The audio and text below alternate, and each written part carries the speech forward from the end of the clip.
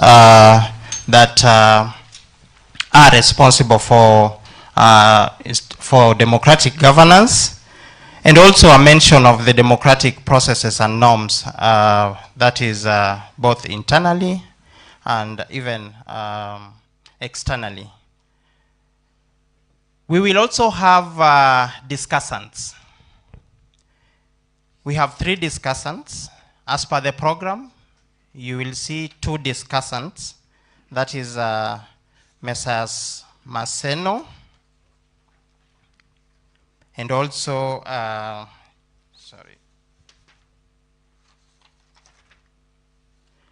Messrs. Asha Bashir. So I'll begin with Messrs. Bina Maseno. Bina Maseno, are you in the room? Yes, Bina Maseno, please feel most welcome and kindly take to the podium. Bina Maseno is the founder and executive director of Badili Africa. Can we please welcome Bina Maseno as she takes the stage. The other discussant, welcome. The other discussant is Messrs. Asha Bashir. Asha Bashir, is she present? Yes, Wakili. Asha Bashir is an advocate of the High Court of Kenya. She's in practice, but she's also a politician, I want to guess, because she holds a political office. She is the Secretary General of NAK Kenya. NAK Kenya is a political party in the Republic of Kenya. Please, let's clap for Asha as she takes the stage. And we have an additional discussant, Mr. Abdi Aziz. Abdi Aziz? Yes, Abdi Aziz, please welcome to the podium. Yes, Mr. Abdi Aziz is a former commissioner of the Electoral Commission of Somalia. So welcome. I know that you have a wealth of knowledge and experience in election management, so please feel most welcome to share with us those perspectives. My work has been made very easy by Brenda by taking us through the parameters of our presentation today. So I'll not take much of our time in narrating what the session will discuss. She very well explained that we are going to explore latest trends in artificial intelligence. We are also going to examine how the continent of Africa has aligned international artificial intelligence standards in the context of elections. We are also going to have a discussion around the initiatives that African institutions have made in the realm of artificial intelligence, and this is with regard to the African Union, UNDP, and UNESCO in developing strategies that focus on data management. And fourthly, to assess the application and impact of international standards on artificial intelligence ethics in election management. I know ethics is quite a sensitive subject of discussion. In Kenya, we have a whole chapter of our constitution that speaks to leadership and integrity and largely ethics.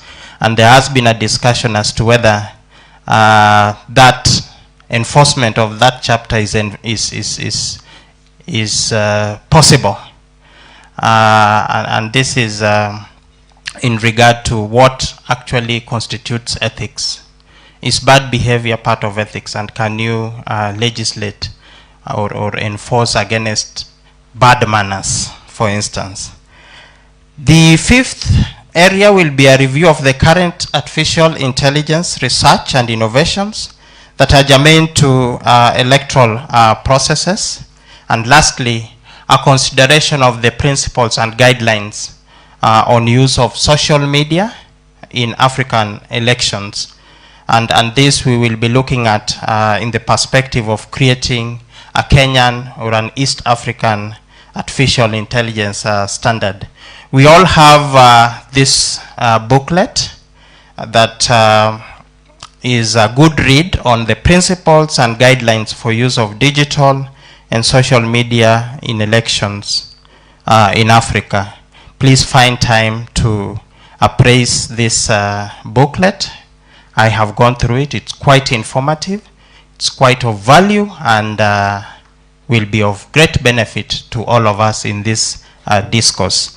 Ladies and gentlemen, without much ado, allow me to now invite Mr. Robert Gerenge to please come to the stage, or the mini stage, and to take us through his presentation. Karibu, or you are comfortable there, Mr. Robert? Yeah.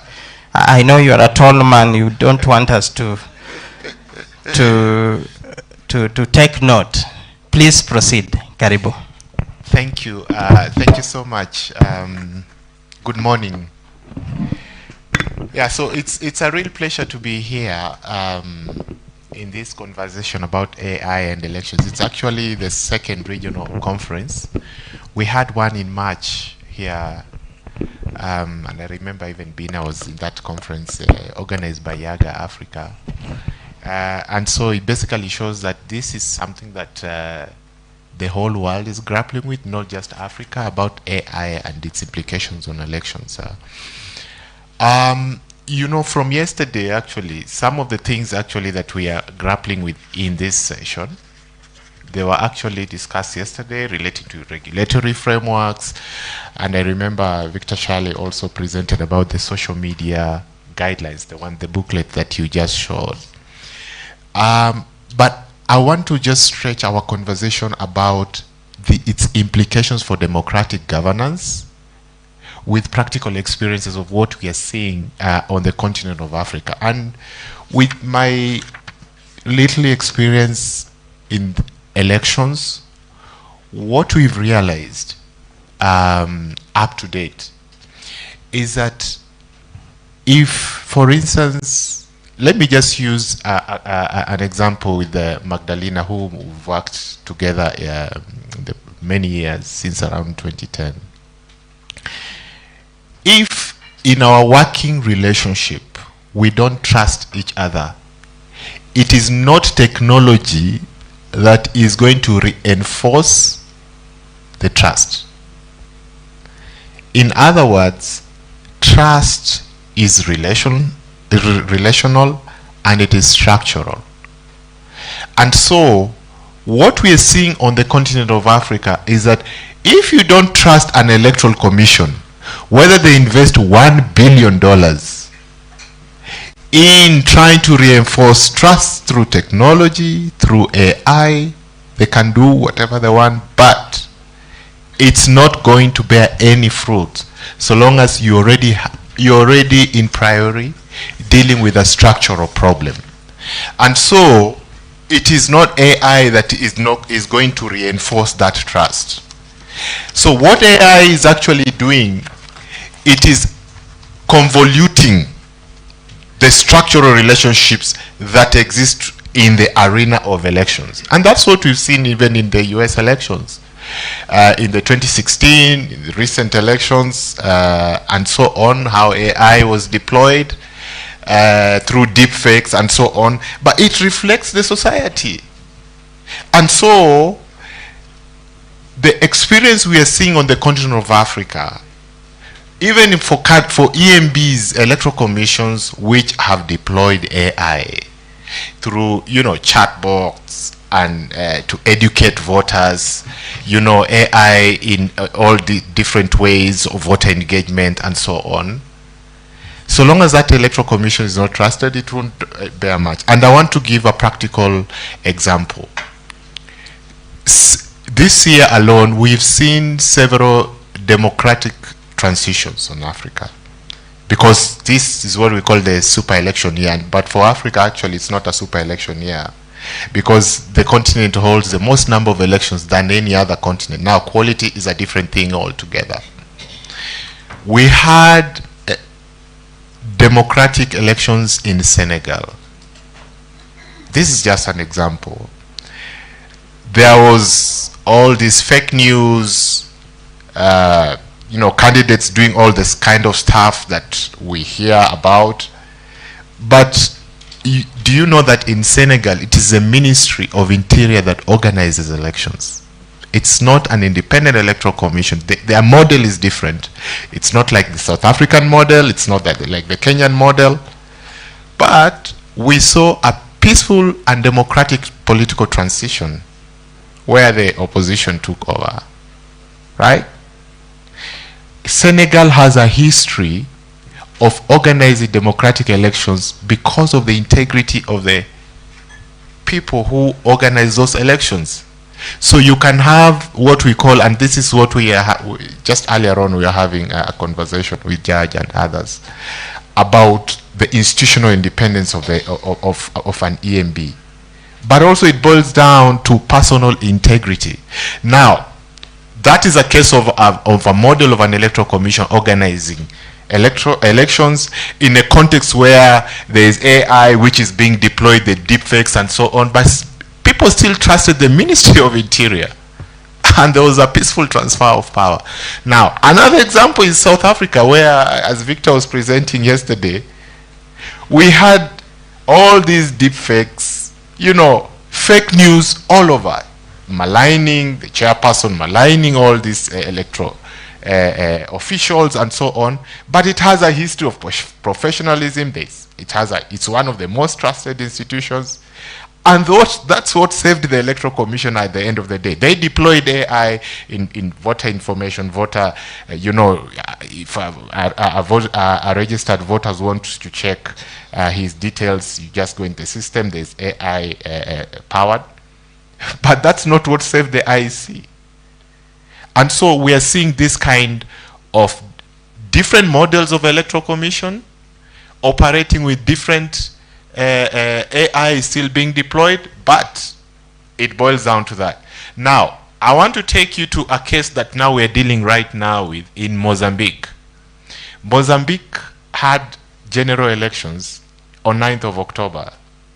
Up to today, Mozambique is in a serious political crisis. Elections are being contested. In fact, the time that when the Electoral Commission was announcing provisional results. So in their jurisdiction, the Electoral Commission does not announce final results.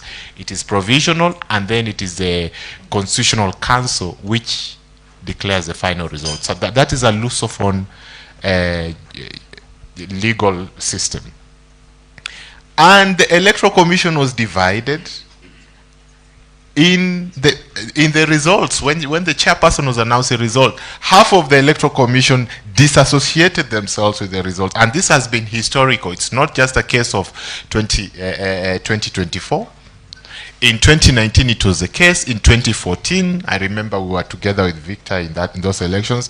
It was the same case. So we have a history of an Electoral Commission which is permanently divided. And it's a model of that Electoral Commission.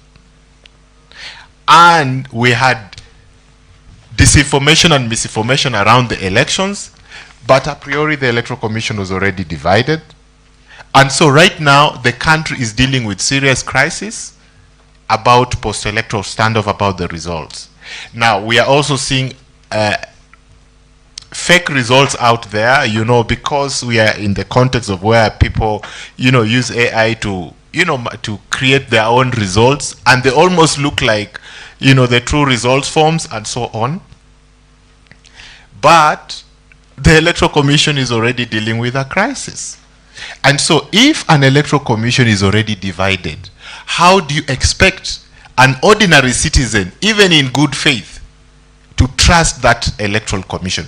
And so I'm giving you these three different models of EMBs operating with the same challenges that we face on AI, and how it is deployed. One of the things that we are dealing with, we've deployed at UNDP, is what we call iVerify and eMonitor. They help election management bodies first to track fake news disinformation and misinformation, but also to help to detect those and also distribute and also help the public to know that whether this information was true or false and so on, so that they can undertake the decisions. But one of the things also that we are getting to know is that, you know, because of the problem of internet penetration and how information travels, is that so fast information can be in the internet around an electoral process, and then a community radio picks it up. Now it's no longer now just circulating in the internet. A community radio, so where you have problems of AI, the penetration, you have a community radio which has taken up and communicates that in local, in vernacular, in local languages. I think we have community radios even in Kenya. So I just want to show you the trends on how that even disinformation, misinformation travels. It doesn't just remain in the virtual space. So there is that information, and so when we deal with the iVerify and eMonitor to fight this kind of disinformation and misinformation, we also have to have strategic partnership with community radios, so that they are also able to convey that same information. So it doesn't just remain in X, TikTok, and so on, because not everyone, even in the rural areas, uses this. And so you can see how we are bringing this kind of strategic partnerships in the democratic space to tame the influence of disinformation and misinformation. Now, one of the things what we've seen is that there has been on the continent of Africa is that with AI and different digital media, is that there's also been an increase in gender-based violence at the virtual space. And this is a trend we are seeing. And so approaches to tackling the impact of AI, especially the negative side, also need to bear into consideration that, and actually this booklet deals with that. The social media guidelines, they also look at the gender dimensions, because it's very critical. We saw it even in the US election, so it's not something unique to the continent of Africa. Now, what we've seen, and this is also a distinction we need to make. Okay, AI is an aspect of technology, like we saw it being deployed in Nigeria elections. Now, there is also another aspect of technology that was being deployed, for instance, in results transmission, right, in Nigeria elections. And I want us to get clearly this distinction. So you've had the successful side where AI was deployed in voter engagement in Nigeria, but you also had the technology of transmission of results which failed in Nigeria. We just basically had blackout after election day. And that had a significant impact on how people perceive the electoral outcome. So you can see how technology in itself, and it basically countered the investment that Nigeria had made on AI. And so all these things need to go together. Now, the final aspect, which before Chair, I pass to you the mic, is that we can see, because AI, even though it has its positive side, it also has its negative side. It's driving the cost of elections, right? Because we are permanently dealing with the question of distrust, and we are always investing more in technology, which has an impact in the budget of elections. And none of the countries in Africa which is investing in technology really operates on budget surplus. It's not free money out there in the exchequer that we use to invest. In fact, most of our budgets in elections, we are usually actually operating on budget deficits.